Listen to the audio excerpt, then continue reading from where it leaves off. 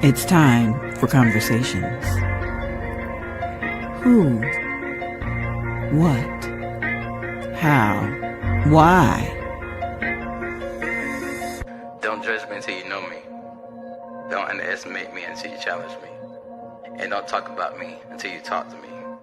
Or better yet, mind your business and stop minding mine. What will be today's conversation? Understanding viewpoints, educating, and stimulating discussions. It's time to connect to T-Horne, your host. It's time for conversations.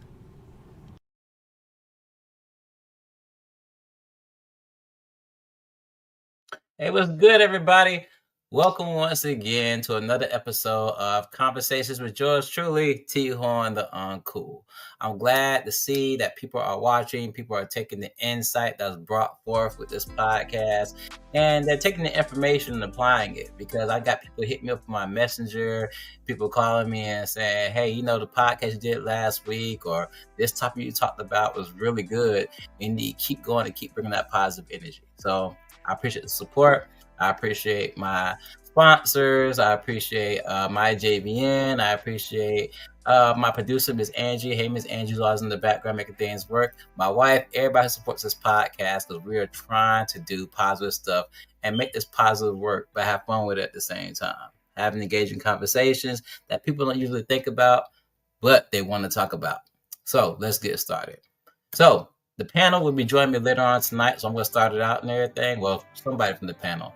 Maybe somebody you've seen, somebody new. We'll see what happens. But I want to start the conversation tonight about 90s nostalgia. And why I chose 90s nostalgia is because of the fact I work with youth. I work with kids every day, and I see the change from my generation to the generation of now.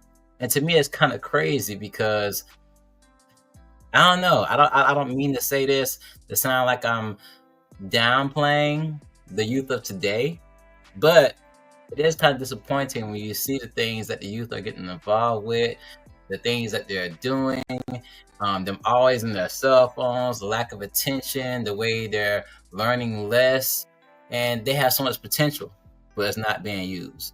But I remember with me being a child and with the people I grew up with, there are certain things that were put in place and certain things we had that inspired us to be better, that, you know, basically helped raise us along the villages that had to raise us and bring us up.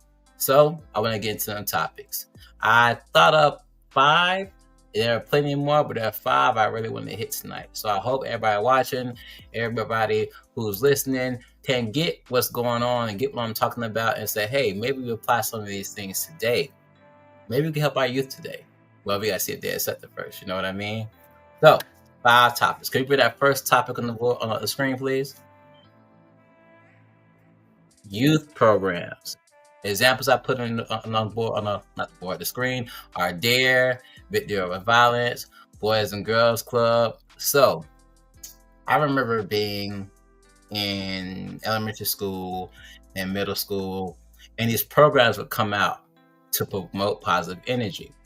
Victory Over Violence was all against people, you know, being violent with each other and fighting and giving you alternatives to how to deal with situations rather than hurting someone or using a weapon or putting your hands on somebody. Then you had DARE. DARE was all about kids not doing drugs, period. I remember the DARE people used to come out and do these assemblies, man, and talk about drinking and talk about smoking and talk about all these different types of drugs. And they would have me so scared. Like, I was so scared to even think about smoking a cigarette. I thought if I took one puff of a cigarette, I was going to die. That's just what it was. It's like, when they showing the videos of people with black lungs and stuff like that from smoking over years and people getting cancer. And the worst thing overall was when they had those videos where the people would be talking and they had that thing to the throat. And I'm not making fun of nobody, but y'all know what I'm talking about. Like, Don't smoke or you'll end up like me. That just used to scare the mess out of me. It really did. I swear to God. And then you had the after school programs. Well, you still have Boys and Girls Club and YMCA and stuff like that. But they're not as active as they were back when I was a kid. Like after school, we used to be so excited because we'd been done our schoolwork all day. And, we tired from doing schoolwork, but we knew we could go to the Y, the Boys and Girls Club, play a good game of basketball, football, get involved with the arts, have somebody there who cared about us to help us with our homework, bring our grades up and everything. And we still have programs like that. Like I know in Jacksonville, we have JAMS, Jacksonville Art and Music School. We have Boys and Girls Club, Gear Up and Team Up. But it's just not the same. It's like you go to these programs now, you're just being babysitted. I brought this first thing up today, youth programs, because I feel like the youth programs had a real big effect on our upbringing. All the positive energy, all the knowledge and education, the fact that if you didn't have parents at home or your parents were working, you had some people there, whether they're teachers, whether recreational therapists, people that care. Another program, the Big Brother, Big Sister program. That's another program for people who didn't have big brothers, big sisters, fathers or mothers in their life. They had somebody that can show their care and support for these youth. We don't have these anymore. So many fathers are not in the home. So many mothers are single and working all the time. And you have kids raising kids. And none of these kids have time to actually be a kid. I feel like that's missing in today's youth because they had that. I mean, like I said, we got some programs. But if they had the effort that was put in the 90s and back in the day, I feel like a lot more could be done, a lot more positive impact and changes could be made. Hopefully somebody hears this and you guys start putting more into these programs, not just the after school programs. Let's get the assemblies going again. Let's get the partnerships with the schools. Let's get into these homes. Let's get the commercials that advertise this stuff out so we can get positive information out to these kids and change, the violence, change bring down the drug use, change the children having sex before they're ready and at a very young age and getting pregnant, having babies and stuff like that. Change the language barriers. Another youth program, the churches. The churches to be involved in the school too. I mean, granted, everybody doesn't believe the Christian concepts, but just giving those morals and that foundation based off God helped a lot with our youth. That's my spill on that. With that being said, let's go ahead and move on to the next one. Number 2 would be, I believe it's music. Can we get that on the screen, please? We having technical difficulties. But either or, I'm going to go ahead and move to the next one. Music. So, back in the day, let's talk about music we had in the 90s. I'm not going to lie to y'all. I'm kind of a little, I was all over the place when it came to music. All over the place. I listened from everything from rap and hip hop to R&B to pop to old school to rock and roll. I was very versatile on the music scene. Hence why I rap the way I do with my songs. That we're not getting to that though. All right, but even though music back in the day talked about some things that even the music today still talks about, I feel like it was more hidden and well guarded. If a song talked about sex, you had to decipher it was talking about sex. It wasn't just straight up talking about private parts and talk about girls shaking their behind and talking about, being underage and doing sexual acts and everything. Back in the day, if you were a child and you made music, you made child music. If you're a teenager and you made music, you made teenage-based music. And the grown stuff was for the grown people. Think about it. Back in the day, we were listening to things like, what's a good example? Bow Wow. I'm going to use Bow Wow as an example. Now, Bow Wow gets a lot of shade. He really does. But when Bow Wow was a kid, Bow Wow rapped as a kid did.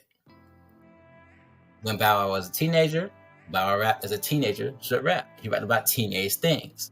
Basketball, girls, going to the mall, trying to get money, trying to be fly, being fresh as a Miz and all that stuff. And when you became an adult, he started to transcend to adulthood with his rapping and everything. This day and age, you have kids, and I can't say this. I can't quote these kids' names. Don't get me on that, because I can't remember half these rappers today. But you got kids rapping like they grown people, talking about grown people stuff, talking about stuff like running trains on girls, sexual acts, selling, smoking weed, doing drugs and stuff like that. Being a gangster. There is one song out right now, and I can't say what's the kid name, but he's talking about I'm a big dog or something like that and everything.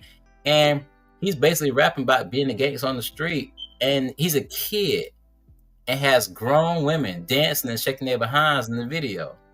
What kind of message is that sending to our youth? It's sending the message, first of all, over-sexualization. That you should be, at a young age, trying to be a thug or a gangster in these streets. But where's the music that promotes us to seek education? Where's the music that promotes us to court a girl and talk to a girl with romance and swag? Where's the song that talks about building you up as men or building you up as women? Where's the songs that talk about love as it's supposed to be?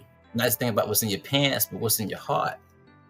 These things are missed drastically, and now they're having an effect on our youth, because the people who are singing these songs and doing this music are the role models of today. Everybody wants to be the next Future, the next Young Thug, the next Lil Durk, Lil Baby. What's man, y'all, I'm old now. I'm about to be 37. I'm trying to remember who these people are that these kids listen to, and it's hard. The Cardi B's, the Megan Thee Stallions, the y'all get what I'm trying to say. Sexy Red, that's a big one. Oh my God, don't get me started on Sexy Red. But y'all get what I'm saying. These music artists are promoting these sexual, these drug-based and gangster, and basically not going after positive things agenda. And the main people listening to this music are the kids in this generation. So much profanity and profane language. So much pushing of sexual activity. I don't know. It's just sad, y'all. It's really sad. And I feel like if we went back to the 90s and listened to music like, who was a good artist back in the day that I love listening to? Let's talk about Usher Raymond. Usher Raymond, that's the first really secular artist I really paid attention to. Because, I grew up in the church. When I was in a gospel home, we couldn't listen to no secular music. So, listen to Usher Raymond and just the storytelling back of the day. The real love stories. You make me want to leave the one I went and start a new relationship with you. The songs like that, man, yeah, it was a messed up situation, but the storytelling, people felt like that. People could relate to the words and the songs back in the day. The words and the songs made you feel certain things and get emotional and be like, yeah, I know how it is. I done been there before. Nah, everything is just shake your butt, get money, smoke weed, no friends, everybody's a hater, this and that and everything. Sex. And our parents are allowing the kids to listen to that. The cursing, the disrespect, the push of negativity and hate in this music of today really blows my mind. And I just wish that we could get more positive music that uplifted our youth, uplifted this generation. And when I say uplifted, that doesn't mean it has to be strictly gospel music. That's the only time you ever hear anything being uplifted these days. Either gospel or conscious music. Even the R&B now. All you hear women talk about is bashing men and talking about how men did them wrong. And, all you hear men sing about is sex. So, what do you expect our generations to be about? Young women bashing young boys saying they ain't nothing. The little boys always worried about how many girls they can get and how much pants they can get into. It's a travesty, man. And we need to do better about the music. But let's move on to topic number 3. Topic number 3 is, when it comes to 90s nostalgia, is, oh shoot. No social media or phones. Yeah. This one, I can honestly say this gonna step on some toes, because our world thrives off of social media and phones, to the point where it's crazy if you don't got a social media page or you don't have a phone. But I will tell you guys this. There was a time long ago where kids didn't have social media and phones. There was a time where a phone couldn't even come outside your house because it was connected to a cord on the wall. There was no texting. There was no messaging. There was no selfies. There was no TikTok, Facebook, Instagram, Snapchat. None of that stuff. We literally did this thing. And it may sound crazy, but bear with me, okay? Bear with me. I know it's going to sound like caveman stuff. I promise you it happened. We did this thing, a couple of things that this might be unheard of. We went outside. And when we went outside, we talked to people face to face. And we built bonds with people by talking to them face to face. And some people watch this probably like, oh my God, T-Horne, that sounds crazy. Why would I do all that when I could just call a person in this and that? Or text them or FaceTime them. Back in the day, effort was put in to build relationships.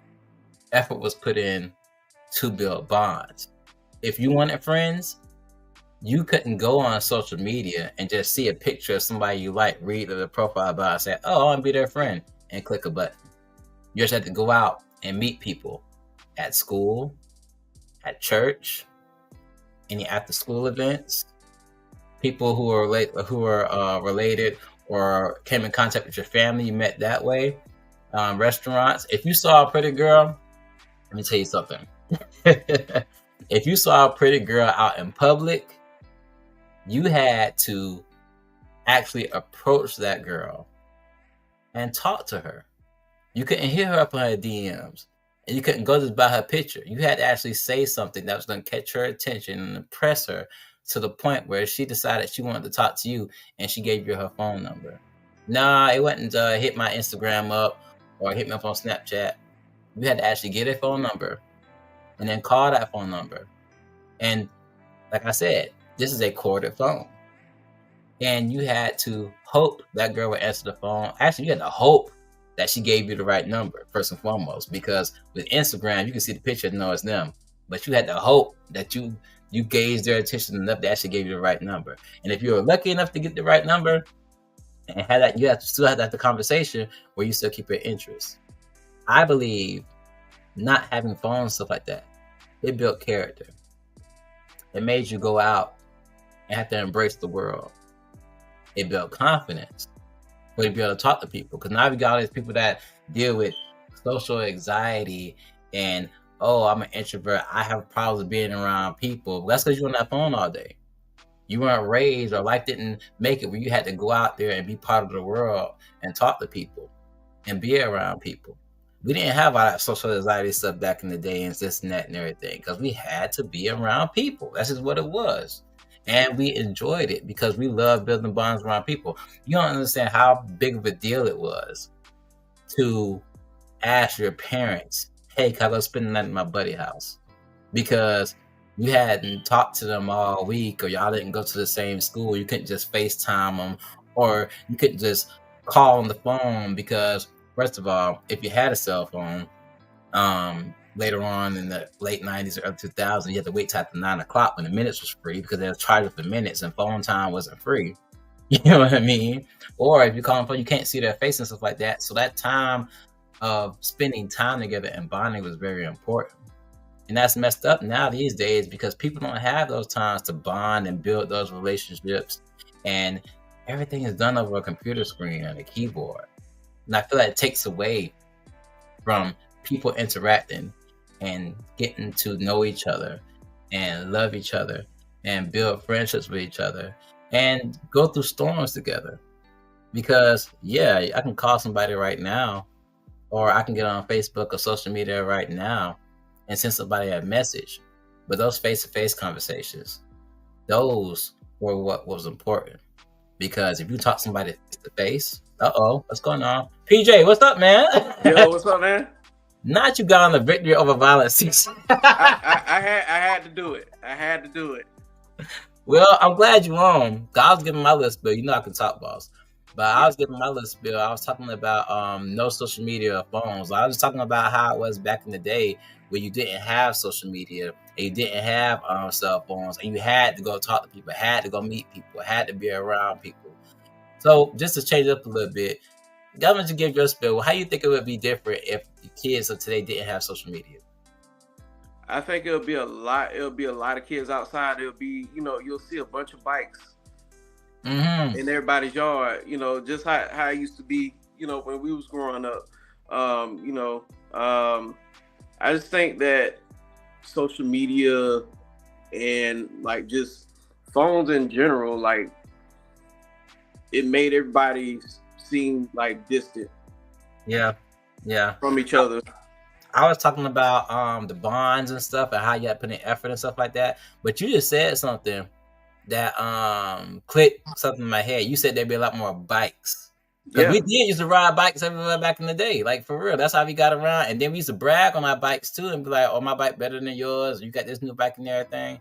But not only that, the whole concept of going outside, you made me think about the fact we played with toys and stuff, too. Yeah. Kids don't play with toys and stuff no more. Yeah, and maybe that's why stores like Toys R Us are like shut down and right, and stuff like that. Like the only way like toys are being bought is like if adults are buying them for like to collect them or something that. But nostalgia purposes, right? Yeah. But other than that, I go around the toy area, like all the toys are still there. Right. Bikes are still there. You know? Nobody messing with that stuff no more. I was thinking about the stuff like the yo-yos. You put yo-yos back in the day, the action figures, the little finger skateboards. No, I'll tell you one thing. Remember how big the Pokemon card craze was? Oh yeah. And how everybody was about that. Everybody's about that. And we don't worry about no cell phones or worry about who was beefing on social media and stuff like that and everything. We was beefing over who had the Charizard card. You know what I'm saying? Yeah. It was wholesome. You know what I'm saying? And I don't know, man. Like Mariah feels, hey Mariah, I want a bike. Hey Mariah, I'm gonna be honest with you. That we all older now and we all getting some weight on us. I think we all need bikes. Yeah, we all need bikes. And actually, with that being said, I can't even just I reminisce on the times I used to go outside. Like, I'm just gonna ride my bike, and not only was it transportation, it was fun. It was something fun to do, and you didn't get no trouble riding no bike, nothing like that. You just was out there having fun, and then somebody see you ride your bike, you ride by your homeboy house. I'm gonna ride my bike too, and then before you go, everybody outside riding their bikes and having a good time and stuff. You know what I'm saying? Bike, not just bikes, but like roller skates. Yep.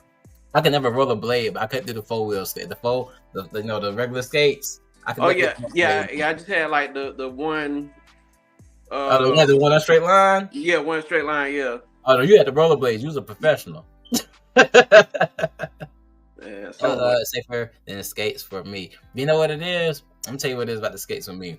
I couldn't stand up right. My ankles kept going side to side while I had the rollerblades. So that's why I needed all 4 wheels like spread apart on the skates to keep my balance and everything. Yeah. But another thing about social media and phones that I noticed too, and I noticed this with the kids I'm working with. I said something about beef earlier, right? There is so much drama that goes on outside of school because those kids will have certain situations or certain, conflicts while they're in school. Then they'll take the conflicts they had in school, and like us, when we had a problem in school, you know what I'm saying? Once we left and went home, it was over. Unless you had a bully messing with you or something like that, then you just need to get the big boy draws and stand up for yourself. Right. But the conflicts at school don't stop because now you're going on social media and you're hitting this person up in their DMs or you're embarrassing stuff and making it so the whole, not even just that school can see, but every school in the county could see. So it's blown up in this big thing, and now police are getting involved and this and that, and kids are bringing guns to school and this and that and blah blah blah.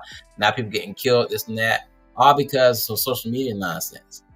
Social media has become a plague for our youth, and I believe a cut down on social media, or I mean, it's probably impossible to get rid of it now, but even parental blocks or parental supervision of social media is needed, because social media is tearing our youth up. It really is. Yeah, I mean, like I don't think kids should be on social media, period. But you know that that would be, you know, kind of hypocritical of me to say, because like I remember being 13 years old, opening up a Black Planet account. I remember Black Planet. yeah, like Black Planet, and then like you know, MySpace. You know, I didn't have a MySpace till I was like 15, 16. So I mean, MySpace is a little different. MySpace was a lot safer than what social media is today. But. Yeah, the only thing you would worry about MySpace was making sure you design your profile picture and your background to make sure it was better than somebody else's. MySpace was a test of communication and creativity. That's what that was and everything. Yeah. So yeah, but let's pause for a second, PJ, because we're about to come up on a break on 28 minutes. But when we get back, we're gonna talk about 2 more topics, and I know one of them is your favorite. I actually put it on last so you can actually talk about it. You know, me, you talk about that for days. Oh yeah, I appreciate you for that, man. No problem. And for those who don't know, this is PJ. This is my lovely cousin, who's also a member of the panel. This is his first time on the show, so check him out on Facebook. Show him some love and everything, and he'll be on the podcast from time to time too. With that being said, let's take this quick break, and we'll be back in a little bit on Conversations with T-Horne da Uncool. The following is a testimony from dfcmarket.com. What is my name? My name is Michael Douglas Scott. I've had chronic pain for the past 15 years. As I age, I get more pains. I have degenerative arthritis. I have basically 14 different medications, and they range from sleep apnea, trazodone, to ibuprofen, to meloxicam, to gabapentin, these are pain medications, about 6 different pain medications, medications to go to sleep. And I learned about the immune support through Ernest Warren. He's a real good friend of mine. Do something, and he wanted to know how it made me feel. But it made me feel like a young boy again, you know. And it caused me to be feeling full of life, full of energy. When I took the super immune support, I saw results the second day. Several friends who really wonder what the heck's gotten into me, because I'm jumping all over the place. I catch the bus and the train. I drive my van to the train station and use the stairs. And every chance, all day I'm jumping up and down and doing push-ups, not push off the walls, jumping jacks, just full of energy. I've lost 25 pounds since December the 5th. I want to tell the world. I'll stand on the mountaintop and tell the world how good this stuff is. It's on me. It takes care of me. My name is Michael D. Scott, and I take super immune support beta-glucan, and I think you should too. Visit www.dfcmarket.com for more information.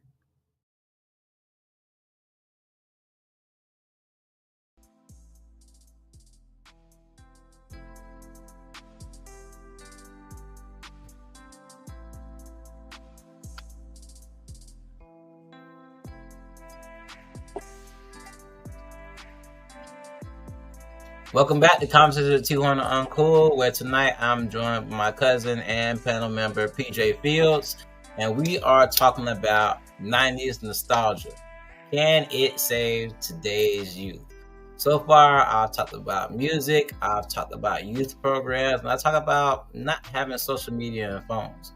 So now my cousin's going to join me. We're going to go into the next topic, and now we have some conversation going. We're going to get it popping. Let's go with the next topic. Curfews and rules. Examples. Be in before the street lights. Don't be running in and out of my house. Okay. The reason why I brought this topic up is because I feel like today's youth basically do what they want to do. There are no curfews, no rules, no set expectations. And being before the street lights and don't be running in and out of my house are examples. But I remember growing up, and PJ, we grew up in the same family, so I know you got some of the same stories too, where, first of all, you always had to say ma'am and sir when talking to an adult. Period. Right. Hands down. Another one was, like I said, you couldn't wear your pants down below your waist. What's another? You had to speak when an adult came into the room, stuff like that. It's like kids, it's a very big lack of respect. I walked down the street one day and there was a group of kids and they were just staring at me. And I said, hey, how y'all doing? They're like, oh, how you doing, sir? Like they didn't expect to have to talk to an adult. I understand not talking to strangers and stuff like that. But at the same time, there's a level of respect you have an adult comes into the place. You got any insight on that, P? Yeah, on a few of those, man. Like, let's start with like the pants sagging. Like, I remember when I was young, when I was a teenager. I always try to, trying to be cool. You saggy pants, and my dad wasn't having that. Yeah, I know Uncle Pat. It wasn't with my dad wasn't having it either. So he was not having the pants sagging. He'd be like, pull your pants up, son. Mm-hmm. And I didn't really understand it because at that age you just trying to do whatever's cool and what everybody else is doing. You're trying to fit in, of course. Yeah. But now, like you see, like it's ridiculous. Yeah, I had a kid the other day in my class. This was last week, as a matter of fact, and I always had to tell him, pull your pants up, pull your pants up, pull your pants up. And he's like, oh, Mr. Horn, you hating and this and that and everything. I'm not hating. What are you talking about? Just pull your pants. Nobody want to see your drawers. Right. And so instead of just telling him to pull his pants up and everything, I asked him. I said, hey, man, just tell me, why you feel the need to have your pants down so much? And he said, Mr. Horn, that's just a part of my swag, So apparently it's been so indoctrined that this is, even from our generation, that this is what's cool. If you're not wearing if you're wearing your pants the regular way with a belt on your waist, you're considered lame. And it's crazy because I understand that because I want to be cool too. I had my situations where I sat my pants, but my daddy, me and your daddy rocked the same. He wasn't having that. He wasn't having that at all. Not at all. Mm-hmm. But then not only that, where it derives from, in the jailhouse, where that meant you were somebody's boyfriend or somebody owned you if your pants were second down because you were exposing your butt because somebody was getting in the butt. You know what I mean? Yeah, it's this video, like, it's like this infamous video of Booty Warrior, and like the dude was like, they got this thing where they sag their pants they butt. It's some sort of style, some sort of gangster style, and it's sexy to us, right? And he was like, you sag your pants up here, we gonna be up in your butt. And you know what though? Didn't they play for that on Boondocks too? Yeah. I think people should show kids that video. They really should, man. Oh man, and there's another thing. So street lights. I feel like that was an important rule because of the simple fact it kept kids safe. These kids be out all types of night, getting in all types of trouble. I don't know how they getting their hands on guns. They getting their hands on drugs. They sneaking in the girls' houses, to sleep with them, and girls sneaking with their friends to be around boys. They going to the malls and going to all the hangout places, be out all late, causing all kinds of chaos and trouble. Need to put the street light rule and the curfews back into effect, man. Yeah. Because They think we trying to control them, but they don't understand that was a way to keep you safe, keep you from being carnal-minded and doing stupid stuff you ain't supposed to be doing. Most definitely. Yeah, but he's not saying that. Sorry, go ahead, boss man. Nah, go ahead. No, so it's like a child shouldn't be out doing growing things. After I say, what's a good time frame? 7 o'clock, depending on daylight saving time.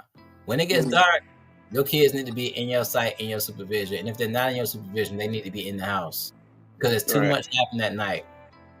First of all, it's dark, so there's no light to show everything that's going on. People are getting raped. People are getting kidnapped. People are bored from having working all day or being in school all day, so trying to find something crazy to do instead of being productive. The street light thing needs to be back in effect. The curfews need to be back in effect. And even the whole don't be running in and out of my house. That built a sense of, how can I say it? I want to say responsibility. I say respecting other people's stuff. You know what I'm saying? Because at first, the grandmas and the mamas was good for this one, especially your grandma and my grandma. But the running in and out of the house, it was because of two things. First thing, they ain't want no bugs, no mosquitoes, nothing coming in their house. And the second thing, that AC was probably blowing or that heater was blowing, and you were gonna let all that good air out the house. Yes. Listen, that's a pet peeve of mine. Like when I'm watching my nephews and stuff, and they go outside, they in and out. They be like, "Hey, either you gonna stay outside or you gonna stay inside." Like you can't be going back and forth, especially with the mosquitoes, especially during summertime. No. But I feel like that did more than just, hey, keep the cold air out my house, keep the good air inside, or keep the bugs out and that. I feel like that taught you to respect other people's stuff. Because we had reason behind it, but at the same time, you learn to respect that adult, and you learn to respect the fact like, hey, this is my house, or this is my AC, and you open that door, making that AC run harder and running up my electric bill. It taught you, okay, I gotta respect other people's stuff and other people's rules. Because now, kids don't feel you gotta respect anybody. And that's a big problem with me, especially with me working with these past years, working with behavior. How can I say it? Behavior troubled youth. I'm big on respect from kids. So as soon as I feel a kid getting out of line, I'm like, hey, who do you think you're talking to? I'm gonna get you right now. You know, it's like apparently it's not happening at home, so let me introduce you to get right. You know what I mean? And I don't know. My dad, he always instilled act like you got some common sense when you at other people's house. Like, don't like this ain't where you live at. This is somebody else's house. Right. Like, you don't just go in people's rooms and stuff like that. That's you have no business in people's rooms. You have no business opening up people's refrigerators. And stuff like that. Get bathroom cabinets and this and that and blah blah blah blah and all that stuff. Yeah, it's just like today's generation of youth feel like they have this freedom to do whatever they want and can't nobody tell them nothing. So certain rules being in place, like I know for a fact, I love my dad. I always bring my dad up on the podcast as this big authority figure and stuff like that. But with me being a dad now, I understood why he was the way he is, and that's why I'm the way I am with my kids. That's why my kids are set apart and set aside from this generation. But I remember my dad was a truck driver, as you know, and going all week, and I didn't clean my room for a week. Mom was telling me, hey, you need to clean your room, this and that, blah, blah, blah. I had a rabbit at the time. The rabbit was messing up. Rabbits, they blew everywhere and stuff like that. So I had a rabbit doing everything. My clothes everywhere, all that stuff. My room was just a mess. My mom's like, you need to clean your room before I tell your daddy. So I had the intention of cleaning my room, but I was very lazy. My dad got home before I got home from school. And, so my room was dirty and stuff like that and everything. I got home after school, I was keeping my grades up at the time. So I think I'm gonna go in my room and, just chill out, play the game, do my homework, stuff like that. I get to my room door, and my bedroom is locked. So I'm calling. I say, hey, my room is locked. Can we unlock my door? My dad came down the hallway. He looked at me. He said, first of all, let me tell you something. That's not your room. That's my room. I pay the rent here. I pay the bills there. I allow you to sleep here. I allow you to take up this space. You got your own space. You got your own privacy and stuff like that. But you don't respect the privacy and the space and the respect I give you to have your own room. And you don't respect the fact that I was nice enough to give it to you. So since you don't respect that, you can't do something as simple as keeping it clean and minding your mother. Now, guess what? You don't have no room. Then he took it a step further. And he said, oh, them clothes, them shoes, that radio, that TV, that video game system, I bought all that too. All that's mine also. And you're not respecting the fact that you're not showing gratefulness I gave it to you. So I took all that too. So I'm like, what am I supposed to do? Man, my dad walked me to that garage. In that garage was an air mattress, a sheet, 5 white t-shirts, some khaki pants, some navy blue pants, and 1 pair of white Bobo shoes. And said, he gave you the Junior Kyle treatment. I had to sleep in that garage and wear them clothes to school for 2 weeks until I learned to respect and be grateful for the things my parents did for me and to respect their rules and respect their house. But guess what? I hated my dad for them 2 weeks. I swear to God I did. Until I hated him the whole time. But as an adult, I realized that built character in me. It made me a better man because I learned how to have respect for people and be grateful for things people do for me and stuff like that. So, right. And that's what it is. We got like 15 minutes left in the show. Now I'm going to hit the last topic. I know me, you can talk about that for days. So let's get to it. Topic number 5. Cartoons and TV. I wanted this last because first of all, Peter was coming on late and I wanted him to catch it. But also, believe it or not, I feel like this is the most important thing, honestly. Because, example, Saturday morning cartoons, after school cartoons, the cartoon channels, life lessons, commercials, and mascots. P, you know me as a kid. I was one of them kids that was in front of the TV all the goddamn time. I knew every commercial. I knew every cartoon theme song. I knew every time a cartoon was coming on. And I feel like having those cartoons back in the day or having those cartoon channels like Nickelodeon, Cartoon Network, Disney Channel, stuff like that, it occupied our minds and kept us out of trouble. Yeah. It really did. And we were so caught up with the superheroes and, stuff like that and the life lessons, and cartoons taught us things like how to be funny or how to be good toward people or how to look on the brighter side of things. And I feel like even though we have cartoons today, kids don't have the quality of cartoons we had that taught lessons. You ever watch G.I. Joe? Yeah. Remember how at the end of the episode they'd be like this life lesson and stuff like that, and they'd be like, gee, like now you know, and knowing is half the battle. G.I. Joe. Yeah, even like Captain Planet teach you how to keep your community, keep the environment clean. Yeah, keep the environment clean. Yeah, and take care of animals, take care of the planet. Now we just throw trash anywhere, talk to people any kind of way.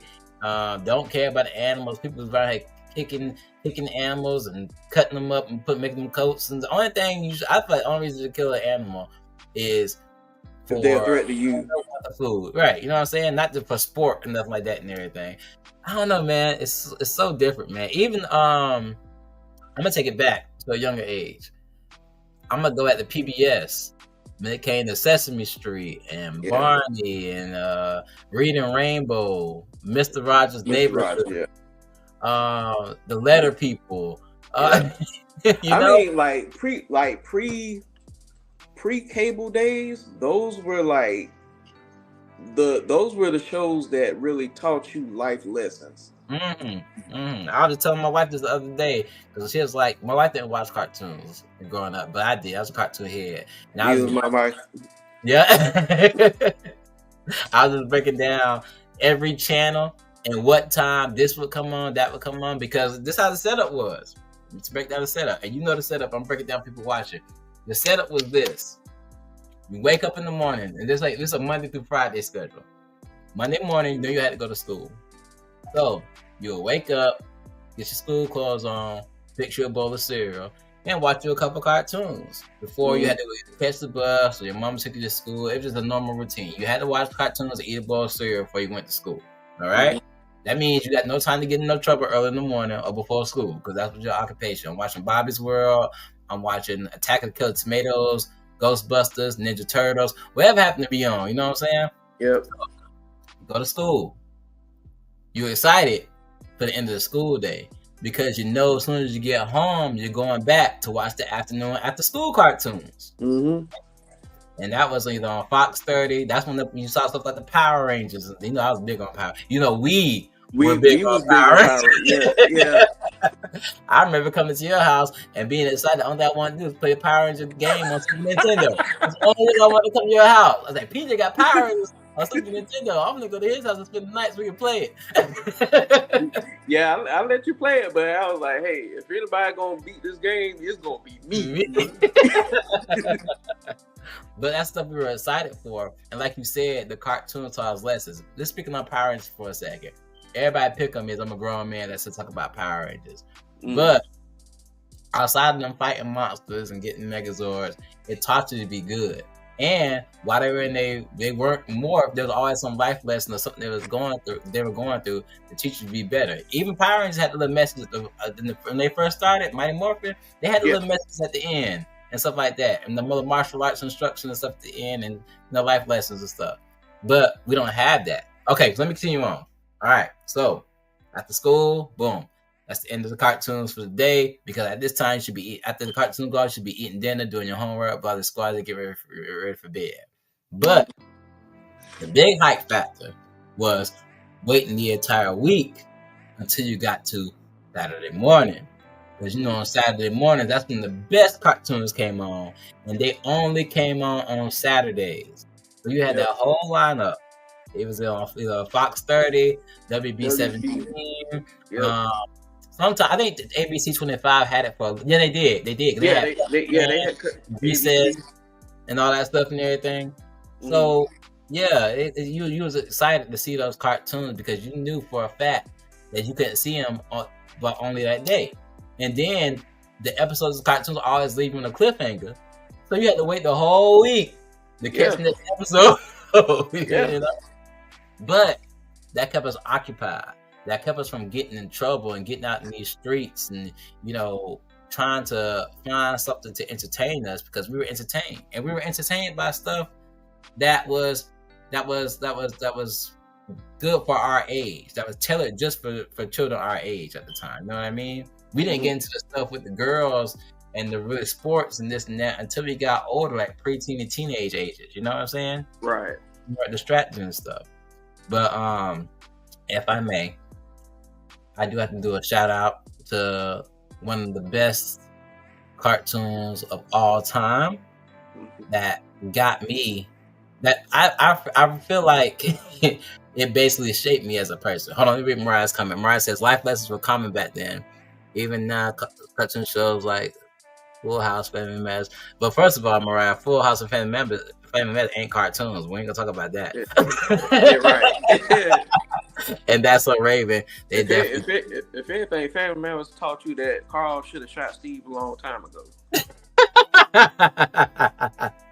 For real. Because ain't no way I'm gonna let no little nerdy kid keep coming to my house and destroying everything. Did I do that? He harassing my daughter and stuff. Right. You know what I'm saying? But at the same time, I'm glad Mariah brought that up, because even though we had those funny moments, there were still life lessons. Family Matters, it says in the name, Family Matters. It taught you about family and the stuff and trials you go through. You had to overcome them as long as you have the love of family and support a family behind you. Even shows like Fresh Prince of Bel-Air about the same thing. A Different World talk about black kids being in college and how important it was for black kids to be in college and the things that they go through and things like that. The Wonder Years, that was a great show. You know what I'm saying? With Fred Savage and stuff like that. It taught you about, to me, I'm gonna tell you this. The Wonder Years was the inspiration for Everybody Hates Chris. I'm gonna keep it like that. You know what I'm saying? If there wasn't Wonder Years, there would be no Everybody Hates Chris. You know what I'm saying? And one thing else I wanted to say on that was the commercials. So I talked earlier about, the youth programs like Victory of Violence and Dare, and you got a Victory of Violence. Can you show that shirt, please? Show that logo. That was a big thing back in the day. Yeah. I remember the song, I said victory over violence. I a bit ahead and use confidence. Why do I know that song? I don't know, but I knew it was a song, but I just forgot how it went. I remember it say communication is your best defense. So use victory over violence. I remember that. See, that's what I'm saying. The fact that I remember that song at 37, look how that's ingrained in my head, bro. That's ingrained in my head. And that stuck with me. And honestly, bro, I'm a pretty positive person. You know that. Yeah. I don't like fighting no conflict. I will if I got to now. You know what I'm saying? Because sometimes we call for them hands to go. But I am a very peaceful person. And I think a lot of that has to do with the watching cartoons and being a hero and wanting to be the hero and being told to do the right thing. Stuff like Victory Over Violence, where it says, hey, communication is your best defense. You don't have to fight nobody. You don't have to hurt nobody. Just talk to people and talk to people the right way and stuff like that.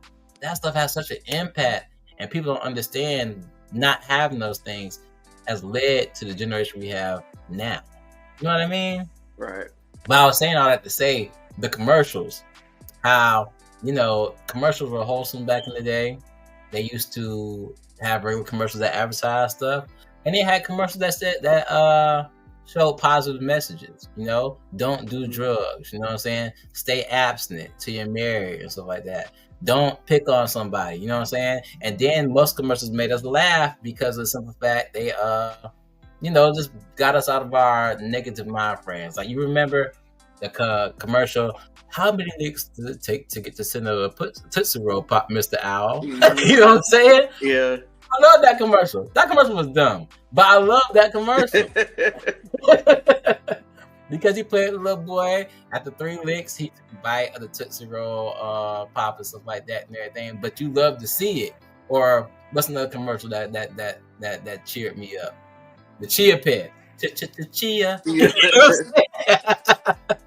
Just theme songs like that kept me in a good place, to the point if I was sad or if I was mad and I heard those catchy tunes or saw those little funny commercials, it just put me in a good place because it made me laugh a little bit and realize, hey, life ain't that bad.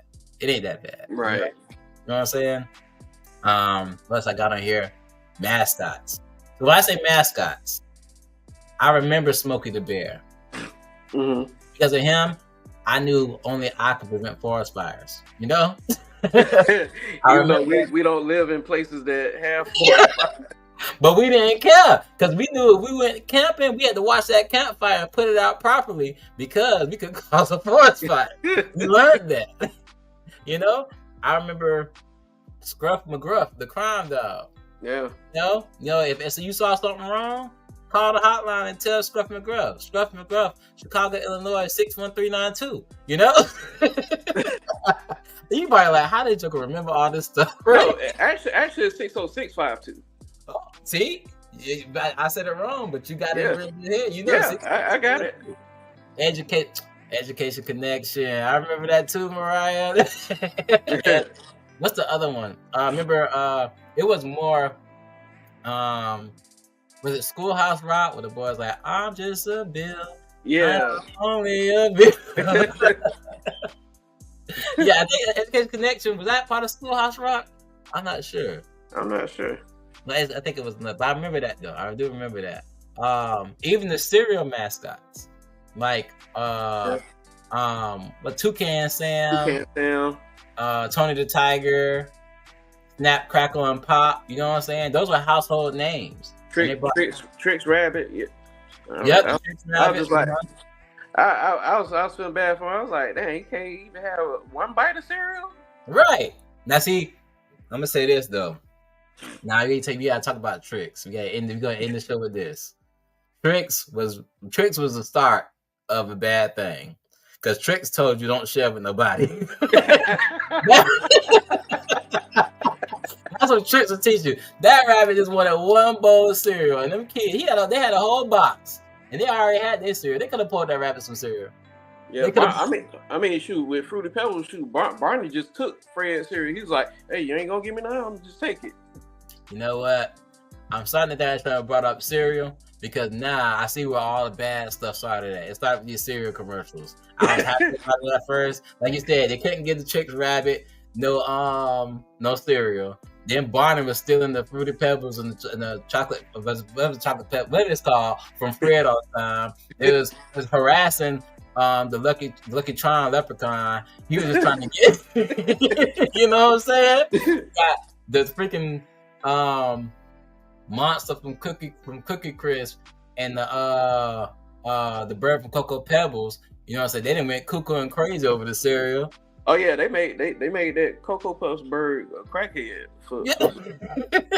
So now we find out. So we getting close to the end of the show. We got one more minute. But with that being said, I'm gonna say this, and I'm gonna let PJ you talk about, social media or anything they want to talk to you about or find you, anything like that.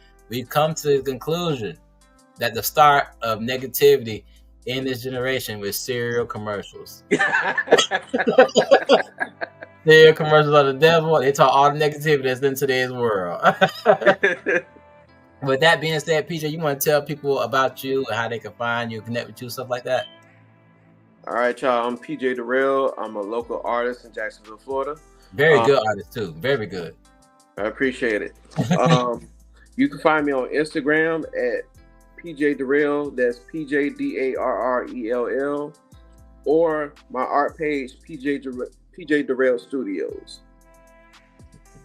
I'm gonna say how it is. You'll see a bunch of my art there.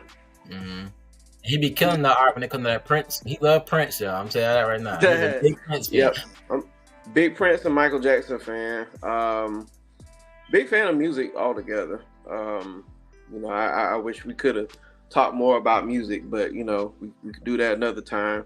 Indeed. But with that being said, we're gonna talk more next podcast. I hope you can join the next one. We have a good topic, but we gotta end it because we gotta close out. This is Conversations with T-Horne da Uncool. Y'all know how we do it. Love y'all. Be blessed. Be uncool. Peace.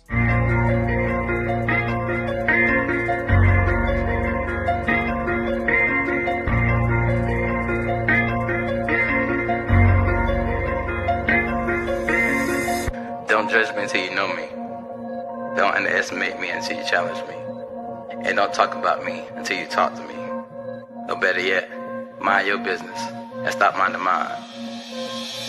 Yeah, I'm the topic of conversation. Circles talk about me. Yeah, I'm in rotation. I'm the one they talking, then they gossip about. Now it's so hard for them to keep my name out their mouth. Oh, I'm the topic of conversation. Circles talk about me. Yeah, I'm in rotation. I'm the one they talking, then they gossip about. Now it's so hard for them to keep my name out their mouth. Oh, my name coming out must taste good if you keep it in your mouth. Got something else for you to go down south. I'm just playing. What the heck you talking about, huh? Why you worry about who I wanna date, huh? Why on the main course on your plate, huh? Why everything concerning me gotta turn to be argument or debate, huh? Is he a Christian religion? Has he forsaken? He just was dating her. How many women he dating? Had another kid? That nigga don't know when to stop. I heard he smoking, getting high. Boy, man fell from the top. See what I learned. This your concern. It's all about me. Y'all gossiping made me look at y'all like female dolls in heat. But let's make something concrete. I'm seasoned, yes indeed. Y'all must like the recipe, cause y'all all on my meat. Yeah, I'm the topic of conversation. Circles talk about me. Yeah, I'm in rotation. I'm the one they talking, then they gossip about. Now it's so hard for them to keep my name out their mouth. Oh, I'm the topic of conversation. Circles talk about me. Yeah, I'm in rotation. I'm the one they talking, then they gossip about. Now it's so hard for them to keep my name out their mouth. Oh. Haters try to diss me, they love me, but they dismiss me. Play hard, but acting sissy. They lies be so convincing, and exes get jealous quickly. They won't admit that they miss me. They hate that I moved on, so use my children against me just to keep up the top. People peep on my wall, just to keep tabs on my flaws, just to keep me afar. Doing everything they ask me, but that ain't enough. I'm on everybody's tongue, and everybody on my jump. His rap career won't take off. That nigga ain't hard, he really soft. Try to see his page, but I'm blocked. He was living for Jesus, then he stopped. Can't get girls just to knock him off. Can't lie, the truth ain't what he taught. I be so close to popping off, but then I realize I don't give a fuck. Yeah, I'm the topic of conversation. Circles talk about me. Yeah, I'm in rotation. I'm the one they talking, then they gossip about. Now it's so hard for them to keep my name out their mouth. Oh, I'm the topic of conversation. Circles talk about me. Yeah, I'm in rotation. I'm the one they talking, then they gossip about. Now it's so hard for them to keep my name out their mouth. Oh, My whole life, I lived it based off of other people's opinions. They judge what I do, what I say, how I think, and I judge my whole life based off their interpretations. But now I got to the point where I realize my life is my own, and I'm the only one that can live it. So, if you got an opinion, keep it to yourself. I'ma live how I see fit. I'm the topic of conversations. Yeah, I'm in rotation. Gossip about. Keep my name out their mouth. Oh.